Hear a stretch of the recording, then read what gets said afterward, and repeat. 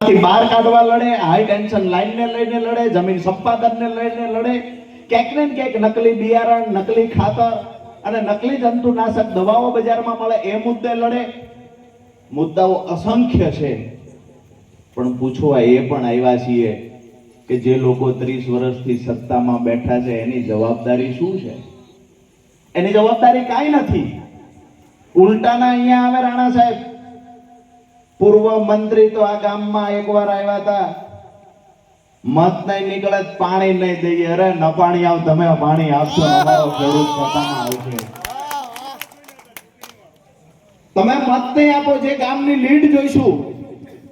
2 વર્ષ રહી જાઓ, ભગવાન લાંબુ આયુષ્ય આપે તમને, કારણ કે હિસાબ અમારા ખેડૂતોને હજુ બાકી છે કરવાનો. 2027 સુધી ખમી જાઓ. જેટલા નેતાઓ ભાજપ કોંગ્રેસના હોય, અહીંયા ખાસ કરીને ભાજપના નેતાઓના ખોળામાં બેહીને કોંગ્રેસના નેતાઓએ કાયમ કામ કર્યું. અમારા ખેડૂતોને ક્યાંક ને ક્યાંક પ્રશ્ન હોય, અમારે અહીંયા અમારા બાળકોને ભણાવવા શિક્ષણનો પ્રશ્ન હોય, તો મેં જોયું છે કે શાળા પાડી દેવામાં આવે, પછી 2 વર્ષ સુધી અને પછી આગળ બિલ્ડિંગનું કામ આગળ હાલતું નથી. મારી વાત સાચી? આજુબાજુના ગામડાઓ નિહાળ જ પાડી દીધી કે નિહાળ હોય તો છોકરો ભણે ને છોકરો ભણે તો પ્રશ્ન પૂછે ને નિહાળ જ પાડી દો.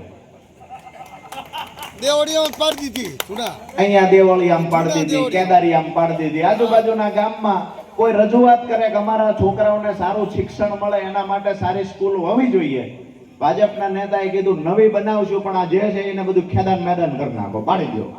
પાડી દીધી, એને 2 વર્ષ થયા. હવે નિશાળ જ નથી, છોકરાને ભણવા જાવું ક્યાં? વાત એ છે કે ક્યાંક ને ક્યાંક ખાનગી શિક્ષણ માફિયાઓ જે છે એ ભાજપના નેતાઓના મળતિયા છે, ભાજપના નેતાઓની ભાગીદારીમાં નિશાળો હાલે છે. ત્યાં ઊંચી ફી લેવાની અને આપણા બાળકોને ન છૂટકે ત્યાં આપણે ભણવા મોકલવાના. આજે સરકારી શાળાની વ્યવસ્થા કેવી કરવામાં આવી?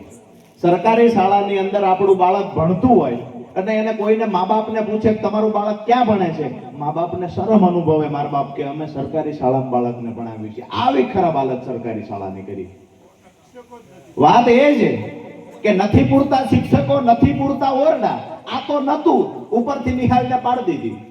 છોકરાઓને ભણાવવાના, ગામની અંદર કોક 2 આગેવાનનું મકાન ખાલી પડ્યું હોય, એ મકાનની અંદર છોકરાઓને ભણાવવાના. સરકારની જવાબદારી શું? આ ગામડાઓની અંદર પીવાના પાણીની વાત કરીએ તો સંપને પાડી દેવામાં આવે. પીવાના પાણીની વાત કરીએ કે રોજે રોજ મળવું જોઈએ, ગામડાઓની અંદર પણ નર્મદાને ભૂંગળા નાખી દીધા, પાણી પીવાનું આવતું નથી. નલ સે જલ યોજના હોય 100% પૂરી થઈ ગઈ એવું કહેવામાં આવે છે. હળવદ તાલુકામાં નળ ખોલો ને પાણી આવે, હવાય નથી આવતી. પાણી તો પછીની વાત છે. માલપા ફૂંક આવતી હોય, હવા તો રાજી થાવી, ખાડું હવા આવે છે, પાણી હવે આવશે. મને લાગે છે આ બધું આપણા નસીબમાં છે. 2027 બધું હાવણો સાફ કરીને આવે તેથી પાણી બધું તેથી આવવાનું છે.